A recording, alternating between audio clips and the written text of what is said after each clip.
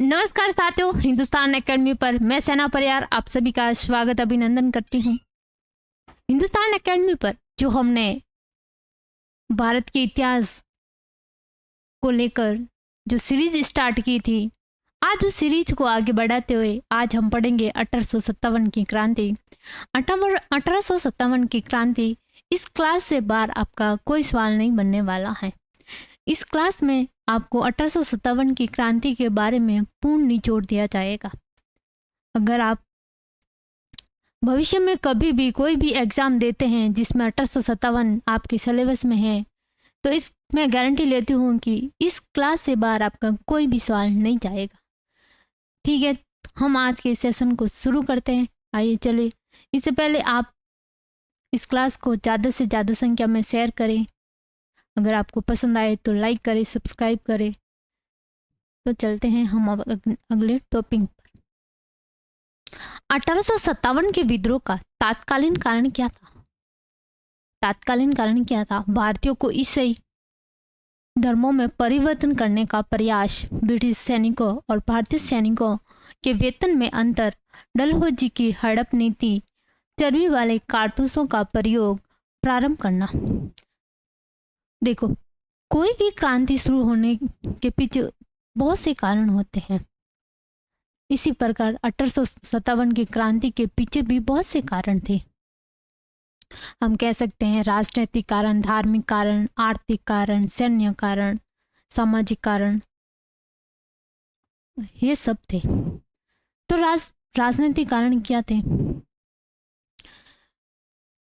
कि अंग्रेजों द्वारा भारत के प्रशासनिक में हस्तक्षेप करना, भारतीयों को प्रशासनिक में उच्च पदों से वंचित करना, तालुकदारों के अधिकारों को छीन लेना, भू राजस्व व्यवस्था प्रणाली के माध्यम से किसानों का शोषण करना था। वहीं हम देखें तो आर्थिक कारण, भारत की पारंपरिक हस्तकला का विनाश करना, क्योंकि जो भारत में कच्चा माल होता था, ब्रिटिश उसको अपने देश ले जाकर अपनी मशीनों के द्वारा बनाकर बनी बनी चीज को भारत में लाके बेचते थे, जिसे उन्हें भारत जैसा एक विशाल उस समय भारत, पाकिस्तान, बांग्लादेश एक भारत था, संपूर्ण भारत था। उसको बाजार, यूरोप वासियों को बड़ा बाजार मिल जाता था, ताकि जिसे वे बहुत ज़्यादा मुनाफा कमाते थे, जिसे लोगों को मशीनों के द्वारा बनाई गई चीज़ें पसंद आने लगी और हाथों की बनी हुई चीज़ों को वे प्रयोग में नहीं लेते थे। इसका मेन कारण ये भी हो सकता था क्योंकि भारतवासियों को बाहर व्यापार करने के लिए अंग्रेज क्या करते थे? 95% टैक्स लगाते थे, जिसे कोई भी वस्तु थी वो महंगी हो जाती थी। लेकिन फिर 5% के फायदे के लिए वो इतनी दूर से जाते और खाना पीना, फिर उनका खर्चा, वो सब 5% में नहीं हो पाता था। तो लोगों ने बाहर के देशों के साथ व्यापार करना भारतीयों का बंद हो गया था। और कंपनी द्वारा भारत में ब्रिटिश लोग क्या करते थे? भारत में जो भी कच्चा माल होता था उसको वो बिना सीमा शुल्क के दूसरे अपने देश में ले जाकर उसको बना बनाया माल बनाकर, ये भी बिना शुल्क से, ना आयात में टैक्स था ना निर्यात में टैक्स था। तो इससे ये चीज़ क्या हो जाती थी? सस्ती हो जाती थी, जिसे लोगों ने सस्ती चीज को प्रयोग करना शुरू कर दिया। ठीक है, ये एक धार्मिक कारण, आर्थिक कारण हो सकता है। तो चलिए हम धार्मिक कारण के बारे में बात करते हैं। धार्मिक कारण क्या था? धार्मिक निर्योग्यता अधिनियम और ब्रिटिश मिशनरियों द्वारा जबरदस्ती धर्म परिवर्तन करवाना था। वहीं सैन्य कारण देखते हैं तो क्या था? भारतीय जो किसान सैनिक थे, किसानों के बेटे जो सैनिक थे, उनको पदोन्नति में से वंचित कर दिया गया। पदोन्नति में वंचित कर दिया गया। और भारतीयों और अंग्रेज सैनिकों को बीच में वेतन का बहुत ज़्यादा अंतर था। इनको कम वेतन, भारतीयों को कम वेतन दिया जाता था और निम्न पद दिया जाता था, जबकि अंग्रेजों को कम काम करना पड़ता था, उच्च पद पर इनका अधिकार था और वेतन भी इन्हें ज़्यादा दिया जाता था। और क्या था, भारतीय सैनिकों को युद्ध के लिए बाहर भेजा जाना। क्या, भारतीय सैनिकों को युद्ध के लिए बाहर भेजा जाना, युद्ध में भारतीय सैनिकों को बाहर भेज दिया जाता था, जिसे जिसे सैनिकों ने विद्रोह करने का निर्णय लिया और एक योजना बनाई। ठीक है, लेकिन इसी बीच कैनिंग ने ब्राउन बेस राइफल की जगह एनफील्ड राइफल का प्रयोग करना शुरू कर दिया। क्या, ब्राउन बेस राइफल की जगह एनफील्ड राइफल प्रयोग में लाना शुरू कर दिया, जिससे अफवाह फैल रही थी कि इस कारतूसों पर गाय और सूअर की चर्बी लगी हुई थी। क्या, जिससे अफवाह फैल रही थी कि क्या किसकी, गाय व सूअर की चर्बी लगी हुई थी, जिसे भारतीय और मुस्लिम सैनिकों ने राइफल का प्रयोग करने से मना कर दिया, क्योंकि जिस प्रकार हिंदू के लिए पूज्य पक्षी गाय होती है, ठीक उसी प्रकार मुस्लिमों के लिए पूज्य पक्षी सूअर होता है। ठीक है, यहाँ तक बात समझ में आई। पूज्य पक्षी, क्योंकि इन्होंने विरोध क्यों किया, क्योंकि उस राइफल को चलाने से पहले मुंह से खींचना पड़ता था, जिसे ये अपना धर्म को वस्त समझते थे, जिसे अपने ये धर्म के विरुद्ध समझते थे, इसलिए इन्होंने राइफल को चलाने से मना कर दिया। ठीक है, तो हम कह सकते हैं तात्कालिक कारण क्या है, चर्बी पर कारतूसों का प्रयोग प्रारंभ करना। ठीक है, यहाँ तक क्लियर। ठीक है, आगे चलते हैं। 1857 के विद्रोह कहाँ से प्रारंभ होता है? 1857 का विद्रोह कहाँ से प्रारंभ होता है? हम ये कह सकते हैं कि 1857 का विद्रोह की एक योजना बनाई गई थी। पूर्व योजना के तहत इसका संचालन हुआ था, क्योंकि कहा जाता है कि नाना साहब के करीबी दोस्त कौन? अजीम मुल्ला और सतारा के राजा के करीबी राणो जी बापू ने लंदन में योजना बनाई थी। इन्होंने योजना का दिन 1857 की क्रांति की योजना का दिन कौन सा तय किया था? इन्होंने 31 मई को योजना विद्रोह का डेट फिक्स की थी, लेकिन हुआ यूं कि बैरकपुर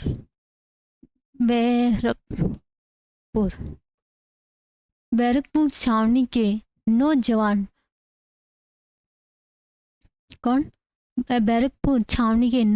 मंगल पांडे, जो गाजीपुर यूपी के निवासी थे, कई बार पूछ लिया जाता है कि मंगल पांडे कहाँ के थे, तो गाजीपुर यूपी के निवासी थे। इन्होंने एनफील्ड राइफल चलाने से मना कर दिया और दो सैनिक और 2 अंग्रेज अधिकारियों को मार डाला। कौन थे वो सैनिक अंग्रेज अधिकारी? लेफ्टिनेंट बाग और एक कौन था? जनरल यूसुफ। इन दो अंग्रेज अधिकारी को मंगल पांडे के द्वारा गोली मार दी जाती है, जिसे 8 अप्रैल को 8 अप्रैल को 8 अप्रैल को 1957 को मंगल पांडे को सैनिक अदालत में फांसी दे दी जाती है। बैरकपुर छावनी में हुई घटना की लपटें तेजों से चल रही थी, जिसे मेरठ के छावनी के सैनिकों ने विद्रोह प्रारंभ कर दिया। कब प्रारंभ किया था, तारीख कब, डेट अभी आप लोगों को बताया था कि विद्रोह की डेट कब फिक्स की गई थी, 31 मई को। लेकिन इस घटना के बाद आंदोलन कब शुरू हो गया था, 10 मई को। डेट 31 मई को फिक्स की गई थी, लेकिन 10 मई को विद्रोह शुरू हो गया था। मेरठ के सैनिकों ने विद्रोह कर दिया और 10 मई को मेरठ में सैनिकों ने विद्रोह शुरू कर दिया और वहाँ के अंग्रेज अधिकारी को मार के दिल्ली भाग गए। 11 मई को दिल्ली भाग गए और 12 मई को किसको, बहादुर शाह जफर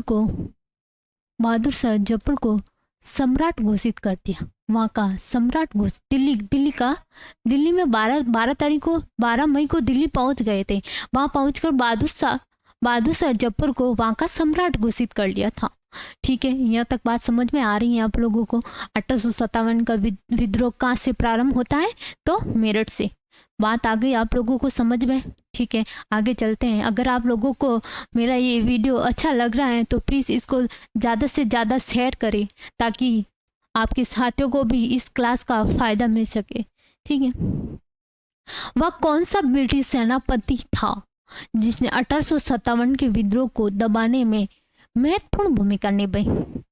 भाई साहब, कौन था वो आदमी जिसने हमारे प्रथम स्वतंत्र संग्राम आंदोलन को दबाने में सबसे महत्वपूर्ण भूमिका निभाई? तो ये कौन है? कैम्पबेल। ये कौन है? ये बैल है, एक सींग वाला बैल। कितने सींग वाला बैल है? 2 सींग नहीं, इसके 1 सींग है। हम इसलिए याद रखेंगे कि 1 सींग वाले बैल ने हमारे क्रांतिकारी व्यक्तियों को पराजित किया था। ठीक है, और हडसन कौन थे? ये दिल्ली में जो विद्रोह हुआ था उसको शांत करने वाला ये व्यक्ति था। और झांसी की रानी के सामने इन्होंने झांसी की रानी के सामने ने युद्ध किया और झांसी की रानी को पराजित किया। और एक कथन कहा था, क्या कहा था, कि भारतीय स्वतंत्र संग्राम में ये औरत अकेली मर्द थी। क्या भारतीय स्वतंत्र संग्राम में ये औरत ये औरत अकेली मर्द थी? क्या अकेली मर्द थी? ये कथन किसने कहा था? यूरोस ने। ठीक है, आप लोगों को यहाँ तक समझ में आ रहा है? तो हम चलते हैं आगे। और क्या कहते हैं, 1857 के विद्रोह को षड्यंत्र की संख्या किसने दी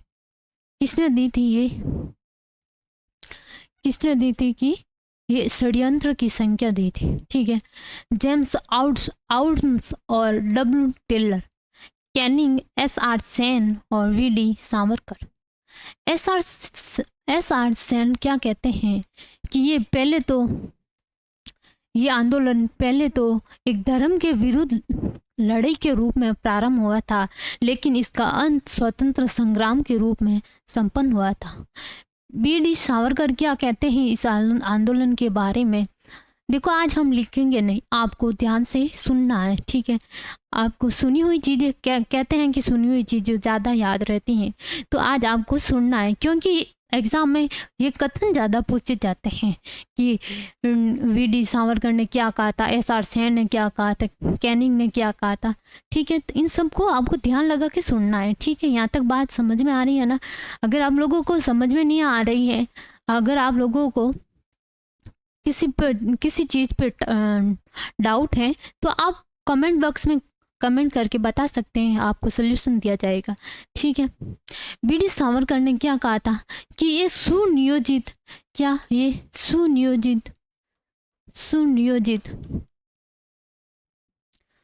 राष्ट्रीय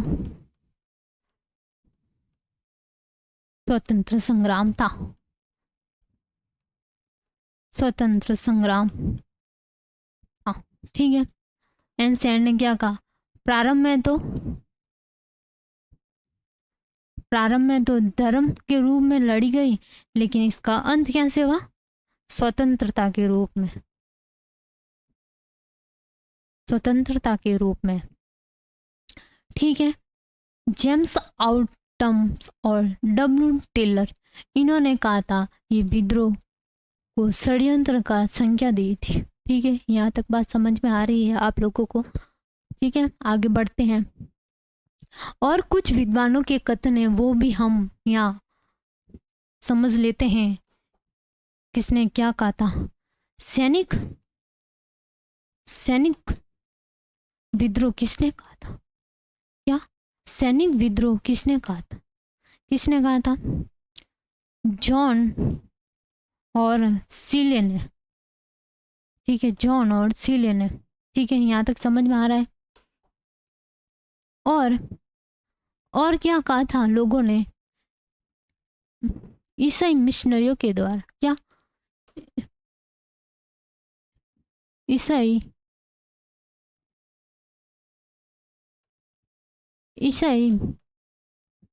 मिशनरियों के द्वारा,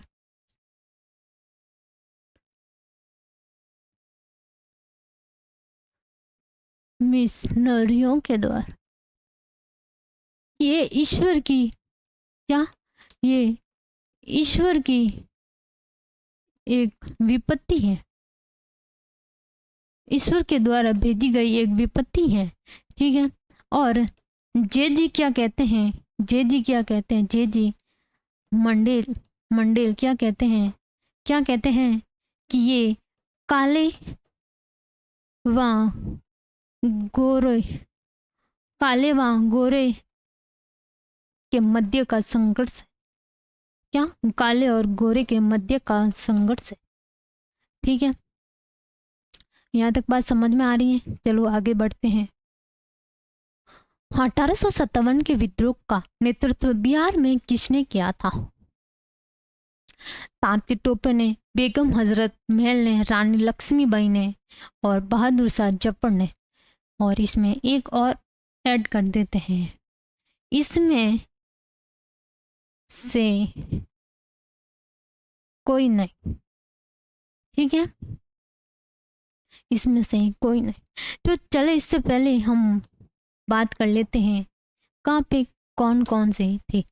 झांसी में विद्रोह करने वाली कौन थी, रानी लक्ष्मीबाई। रानी लक्ष्मीबाई। ठीक है।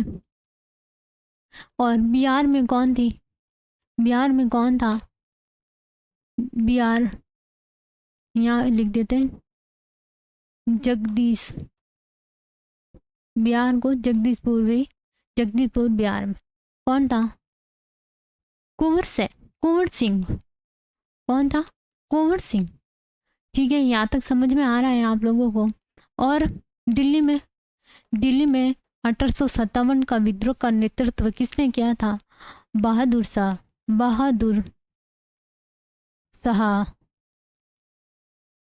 किसने किया था, बहादुर शाह जफर व बख्त खान। और कानपुर में किसने किया था, नाना साहब। वहाँ तांते तोपे ने। ठीक है। और लखनऊ में किसने किया था, लखनऊ में किसने नेतृत्व किया था, बेगम हजरत महल ने, जिसको महल परी के रूप में भी जाना जाता है। ठीक है, और कौन सी जगह बच गई है? पंजाब में, पंजाब में किसने किया था? पंजाब में नामधारी, क्या नामधारी सिखों ने किया था, नामधारी सिखों ने किया था। ठीक है, और इलाहाबाद, इलाहाबाद, इलाहाबाद में लियाकत, लियाकत, लियाकत खान ने किया था। ठीक है, और कौन सी जगह बच जाती है? सतारा, सतारा में किसने किया था? राणो जी बापू ने। ठीक है, यहाँ तक समझ में आ रहा है। और यहाँ देख लेते हैं फैजाबाद, क्या फैजाबाद, फैजाबाद में किसने नेतृत्व किया था? किसने किया था? अहमद उल उल्ला ने, हम यहाँ लिख देते हैं उल्ला ने। और फतेहाबाद, क्या फतेहाबाद, फतेहपुर, फतेहपुर, फतेहपुर में किसने किया था? किसने किया था? अजीमुल्ला ने। ठीक है, किसने किया था? अजीमुल्ला ने। और कौन सा बाकी रह गया? यहाँ तक आप लोगों को क्लियर है, समझ में आ रहा है? ये है जगह जिसने 1857 का विद्रोह के नेतृत्व किसने किया था? वो कौन व्यक्ति थे ये? ठीक है, बिहार में किसने किया था? कुंवर सिंह ने। झांसी, झांसी में किसने किया था? रानी लक्ष्मीबाई ने, जिसको क्या क्या कहा जाता है? क्या कहा जाता है? महल परी। और बेगम हजरत को क्या कहा जाता है? महक परी। ठीक है, पंजाब में किसने किया था? पंजाब में किसने किया था? नामधारी सिखों ने। इलाहाबाद में किसने किया था? लियाकत खान ने। और सतारा में किसने किया था? राणो जी बापू ने। और कानपुर में किसने किया? नाना शाह तात्या टोपे ने। और झांसी में एक और नाम जोड़ सकते हैं, क्योंकि इस तात्या टोपे ने भी रानी लक्ष्मीबाई का के साथ दिया था। ठीक है, रानी लक्ष्मीबाई को अभी हमने पढ़ा था कि एक औरत, ये अकेली औरत एक मर्द है। किसने कहा था? अभी जस्ट हमने पहले पढ़ा था। आप बताओगे, कमेंट करके बताओगे किसने कहा था। ठीक है, यहाँ तक क्लियर आप लोगों को? यहाँ तक आप लोगों को समझ में आ रहा है? तो चलिए आगे बढ़ते हैं। क्या अगला क्या कहता? द ग्रेट रिबेलियन पुस्तक किसके द्वारा लिखी गई? किसके द्वारा? द ग्रेट कौन है? भारत का सम्राट, भारत का प्रथम सम्राट कौन है? भारत का प्रथम सम्राट कौन है? कौन है? अशोक, अशोक है ना? तो उसी को याद रखेंगे, उसी हिसाब से याद रखेंगे कि ग्रेट कौन है? ग्रेट कौन है? अशोक। ग्रेट कौन है? यहाँ वाइट पेन से हो गया इसलिए आपको क्लियर नहीं दिखेगा। ग्रेट कौन है? अशोक। ठीक है, अशोक कौन है? ग्रेट है, ग्रेट है। ठीक है, यहाँ तक समझ में आ रहा है? और क्या रिबेलियन, क्या रिबेलियन 1857 ये किसने लिखी थी? ये किसने लिखी थी? पीसी जोशी ने। ये किसने लिखी थी? पीसी जोशी ने। एरिक स्ट्रॉक, इन्होंने क्या लिखा था? एरिक स्ट्रॉक ने क्या लिखा था? द, क्या लिखा था? The present, the present and the Raj, the present and the Raj. और इन्होंने क्या लिखा था? इन्होंने क्या लिखा था? जॉन कोय के बारे में आप जल्दी से कमेंट करके बताओगे। ठीक है, हम आगे बढ़ते हैं। डलहौजी को कुछ किताबों के नाम और भी हम लिख लेते हैं, जैसे माजा, माजा प्रवास, या माजा प्रवास, ये किसने लिखी थी? ये किसने लिखी थी? विष्णु, विष्णु भट्ट ने। ये किसने लिखी थी? विष्णु भट्ट ने। ठीक है, और कौन सी? The four four two the subedar, क्या? सूबेदार, ये किसने लिखी थी? ये किसने लिखी थी? नारगेट, नारगेट, ठीक है, और अंग्रेजी भाषा में थी। नारगेट, नारगेट, नारगेट दास किस भाषा में लिखी थी? अंग्रेजी भाषा में लिखी गई थी। यहाँ तक समझ में आ रहा है? ठीक है, यहाँ तक समझ में आ रहा है आप लोगों को? ठीक है, आगे बढ़ते हैं। आगे बढ़ने से पहले हम थोड़ा पानी पी लेते हैं।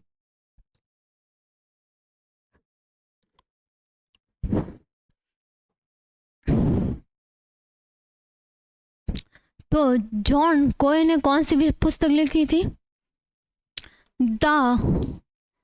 The history present, the history present 1857। ठीक है, तो आगे बढ़ते हैं। डलहौजी को कुख्यात पिंडारी तथा राज्यों को लूटने वाला इस समाचार पत्र में बताया गया है। डलहौजी को कुख्यात पिंडारी और राज्यों को लूटने वाला किस समाचार पत्र में बताया गया है? क्यों बताया गया है, इससे पहले हम ये बात करेंगे कि क्यों बताया गया है। क्योंकि डलहौजी ने हड़प नीति के माध्यम से बहुत से रियासतों को हड़प लिया था। क्या? बहुत से रियासतों को हड़प लिया था। सबसे पहले किस रियासत को हड़पा था उसके बारे में हम बात करेंगे। कौन सी थी वो? सतारा। कौन सी थी? सतारा, 1848 में। उसके बाद किसको? जैतपुर को, जैतपुर वहाँ और सबलपुर, सबलपुर को। ये कब हड़पी थी? ये कब हड़पी थी? 1949 को। इसके बाद बघाट को, या बघाट को, बघाट को कब? 1850 में। बघाट के बाद उदयपुर, उदयपुर रियासत को हड़पी थी 1852 में। और इसके बाद कौन सी? झांसी, झांसी को हड़पा था 1853 में। और इसके बाद में कौन सी रियासत हड़पी थी? नागपुर। कौन सी रियासत हड़पी थी? नागपुर, जो 1854 में हड़पी थी। इन सब रियासतों को, क्या इन सब रियासतों को डलहौजी ने क्या किया था? अपने साम्राज्यों में मिला दिया था। ठीक है, और अवध को कैसे हड़पा था? वहां के राजा को क्या कहा था? भ्रष्ट, क्या? भ्रष्ट व कुशासन का आरोप लगाकर, भ्रष्ट व कुशासन का आरोप लगाकर अवध को हड़प लिया था। ठीक है, यहाँ तक बात समझ में आ रही है? ठीक है, और क्या क्या था? और क्या क्या था? लॉर्ड डलहौजी ने क्या, और लॉर्ड डलहौजी ने क्या किया था? इन्होंने क्या किया था? यहाँ लिख देते हैं। इन्होंने तंजौर व कर्नाटक के राजा की उपाधियों को छीन लिया था। और बहादुर शाह जफर को नई दिल्ली से, कहाँ से? नई दिल्ली से कुतुब मीनार में रखा था। ठीक है, यहाँ तक बात समझ में आ रही है? ठीक है, इसी कारण इसको क्या कहा जाता है? राज्यों को लूटने वाला व कुख्यात पिंडारी। ठीक है, इससे पहले भी जो हमारी पहली क्लास थी उसमें हमने डलहौजी के बारे में और बात की थी। ठीक है, अगर आपने वो वीडियो नहीं देखा तो जाके वीडियो देख लीजिए पहले, ताकि आपको डलहौजी के बारे में और ज़्यादा अच्छे से समझ में आ जाएगा। ठीक है, यहाँ तक बात समझ में आई? किस समाचार पत्र में कहा गया था? तो वो थी बॉम्बे समाचार पत्र। वो कौन से था? बॉम्बे समाचार पत्र। ठीक है, यहाँ तक समझ में? तो आगे बढ़े। ये ना तो प्रथम था और ना ही राष्ट्रीय और ना ही स्वतंत्रता के लिए युद्ध। 1857 के विद्रोह के संबंध में उक्त कथन किसके हैं? उक्त कथन किसके हैं? किसने कहा था? बी डी सावरकर ने तो क्या कहा था? वीर सावरकर ने तो क्या कहा था कि ये एक सुनियोजित राष्ट्रीय स्वतंत्र संग्राम है। और एस.एन. सेन ने क्या कहा था?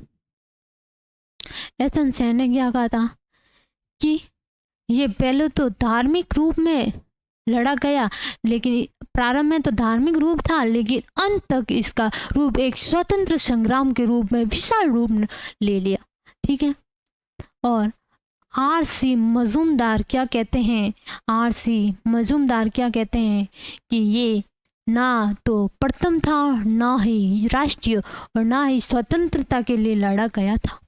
ऐसा क्यों कहा? ऐसा इन्होंने क्यों कहा कि ये ना तो कि स्वतंत्रता के लिए नहीं लड़ा गया? तो ऐसा क्यों कहा? क्योंकि इसकी एक बात की कमी थी कि 1857 का विद्रोह एक सभी अपने मतलब के लड़ रहे थे। सैनिकों को वेतन कम मिल रहा था, उन्हें युद्धों में बाहर भेजा जा रहा था, उनके पद छीन लिए गए, उन्हें उच्च पदों पर नियुक्त उच्च पद नहीं दिए जा रहे थे। इस कारण सैनिकों ने अपने लिए किसके लिए? अपने खुद के लिए ये संग्राम छेड़ा था। और किसानों के साथ शोषण हो रहा था, उन्हें ज़्यादा कर देना पड़ता था, इसीलिए वो इस संग्राम के मैदान में खड़े हो गए। और उसी प्रकार व्यापारियों को ज़्यादा टैक्स देना पड़ता था, व्यापार करने के लिए उन्हें ज़्यादा टैक्स देना पड़ता था। इससे असंतुष्ट होकर इन्होंने 1857 की क्रांति का रूप लिया, 1857 की क्रांति के रूप में भाग लिया। ठीक है, यहाँ तक समझ में आ रहा है? क्यों इसमें तो राजस्थान के अधिकांश राजा इसमें शामिल नहीं थे। जैसे कैनिंग ने कहा था कि अगर राजस्थान के राजा और उच्च शिक्षित अधिकारी इन्होंने इस आंदोलन में एक बांध का काम किया, इस आंदोलन में एक बांध का काम किया। अगर ये नहीं होते तो इस बांध में, इस तूफान के बहाव में हम कब के जाके बह चुके होते। और ये भी कहा जाता है कि कनिंघम ने पहले से इसको आभास था कि कहीं ना कहीं भारत में इस शांत आकाश में ये शांत आकाश में एक चिंगारी कब उभर पड़ेगी, जो पहले तो मानव की हथेली के बराबर होगी, लेकिन धीरे धीरे इसका विराट रूप होगा, जो हमें अपनी हार का सामना करना पड़ेगा। ये कथन उसने 1857 की क्रांति से पहले कही थी। फिर क्या था? 1857 की क्रांति में राजस्थान के बहुत सारे रियासतों के राजा ने अंग्रेजों का साथ दिया था। ग्वालियर के सिंधियों ने अंग्रेजों का साथ दिया था। इसीलिए तात्या टोपे और महारानी झांसी की रानी, जिसे हम कहते हैं, जिसके छोटे छोटे बच्चे के मुंह पर ही गूंजता है झांसी की रानी लक्ष्मीबाई, झांसी की रानी लक्ष्मीबाई। ठीक है, तो मेन कारण यही था 1857 की हार का। तो चलिए आगे बढ़ते हैं। 1857 के विद्रोह के समय सर्वाधिक सैनिक कहाँ से थे? सबसे ज्यादा सर्वाधिक सैनिक कहाँ से थे? अवध से। क्यों? क्योंकि अवध के राजा को भ्रष्ट और कुशासन का आरोप लगाकर अंग्रेजों ने उसे हड़प लिया था। कब हड़पा था? 1856 में। 1856 में एक साल ही नहीं गुजरा था कि इन्होंने इन सब लोगों के साथ अवध के लोगों के साथ अत्याचार होने लगे, जिसके चलते सब अवध की जनता असंतुष्ट हो गई अंग्रेजों के कामों से। ठीक है, इसीलिए कहा जाता है कि अवध में पूरे टोटल क्रांतिकारियों में से 1/3 सैनिक अवध के थे। ठीक है, और पंजाब में कौन था? नामधारी सिख थे। और लखनऊ में महकपरी बेगम हजरत महल ने अपने छोटे नाबालिग बेटे को सम्राट घोषित करते हुए 1857 के विद्रोह में कूद पड़ी और 1800 और लखनऊ में 1857 के विद्रोह का नेतृत्व किया था। ठीक है, आगे बढ़ते हैं। 1857 के विद्रोह की जांच करने के लिए किस आयोग का गठन किया गया था? देखो, अगली क्लास में हमने हंटर आयोग के बारे में पढ़ा था। ये किसके संबंध में था? आप लोग बताओगे किसके संबंध में था? किसके? जब जलियांवाला बाग हत्याकांड होती है तो उसकी जांच के लिए हंटर कमेटी का आयोग किया जाता है। ठीक है, उस हंटर कमेटी के आयोग में रिपोर्ट जब दी जाती है तो किसकी? ओडायर की कहा कि इतनी भीड़ थी, भीड़ को नियंत्रित करने के लिए मार्शल लॉ लगाना पड़ा और जबरन गोले चलानी पड़ी उन पे, लेकिन फिर भी ओडायर ने अपने कर्तव्य का पालन किया। इसका नाम तो डायर नहीं, डायन होना चाहिए था। सही बात है ना, डायन ही है। तब इसने जलियांवाला बाग इतना बड़ा हत्याकांड किया था। तो चलिए, और साइमन कमीशन, इसके बारे में भी हम अपनी पिछली क्लास में पढ़ चुके हैं कि साइमन कमीशन 5 साल का कॉल किया था, लेकिन 2 वर्ष पूर्व ही आ गया था। ठीक है, और अधिक जानकारी आपको साइमन कमीशन के बारे में चाहिए तो हमारी पिछली क्लास को जाके देखें। ठीक है, 1857 की क्रांति का जांच करने के लिए पील आयोग का गठन किया गया था। ठीक है, ब्रिटेन की महारानी कौन? महारानी अपना घोषणा पत्र कब दिया था? विक्टोरिया। महारानी विक्टोरिया ने 1 नवंबर 1858 को अपना घोषणा पत्र दिया और क्या कहा? कंपनी का शासन समाप्त करते हुए भारत के शासन को अपने हाथों में ले लिया। ठीक है, यहाँ तक बात समझ में आई। पील आयोग ने जो रिपोर्ट दी थी, अपनी रिपोर्ट में क्या कहा? पील आयोग ने अपने रिपोर्ट में कहा कि भारत में सैन्य तकनीकों और सैन्यों का एक नया शुरुआत करनी चाहिए। मतलब बस एक सैन्य प्रशासन में कमी है, उसको और सुधारे जाए। तो ब्रिटेन लोगों ने भारत की सेना में कोई सुधार नहीं किया, भारतीय लोगों के लिए कोई सुधार नहीं किया, और ब्रिटेन सैनिकों में नई सुधार किए, उन्हें प्रशिक्षण दिया गया। लेकिन हुआ यूँ कि उन्हें नई तकनीक स्टार्ट करना, वो क्या कर सकते हैं ज़्यादा से ज़्यादा? उन्होंने क्या स्टार्ट करना शुरू किया? फूट डालो राज करो। उनकी यही था। ठीक है, अंग्रेज अधिकारी जो थे उन्होंने क्या पील आयोग में कहा कि नई सैन्य व्यवस्था की कुछ कमियां हैं, उसमें सुधार करो। उन्होंने क्या किया? यही क्या? फूट डालो राज करो, बस यही। चलो आगे बढ़ते हैं। यहाँ तक हमारे आज के इस सेशन कंप्लीट होता है। अगर आप लोगों को ये वीडियो पसंद आता है तो लाइक करें, सब्सक्राइब करें, ज़्यादा से ज़्यादा संख्या में शेयर करें, जिससे हमारा मनोबल बढ़ेगा। ठीक है, धन्यवाद।